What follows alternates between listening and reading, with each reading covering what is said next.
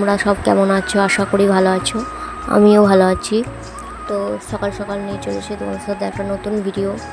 তোমরা যারা আমার ফেসবুক থেকে দেখো তারা আমার পেজটি ফলো করে দেবে, আর যারা ইউটিউব থেকে দেখছো তারা আমার চ্যানেলটিকে সাবস্ক্রাইব করে দেবে।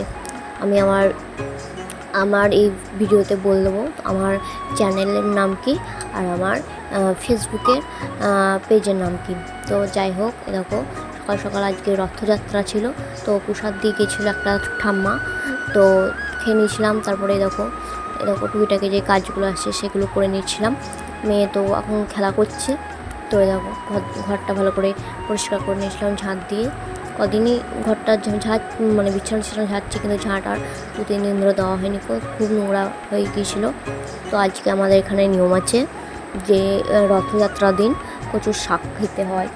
তো ওই দেখো কাটা হয়ে গিয়েছিলো কচুর শাক। তারপরে বিকেলের দিকে এসেছিলো রথ। তো ওই দেখো রথের সময় রথ যখন বেরিয়েছিল তখন এত পরিমাণে জল হচ্ছিলো কী বলবো। তো তারপরে দেখো বর এনেছিলো জিলিপি। তো আজকে তো সবাই জানো যে আজকে রথের দিন জিলিপি আর পাঁপড় খেতে হয়।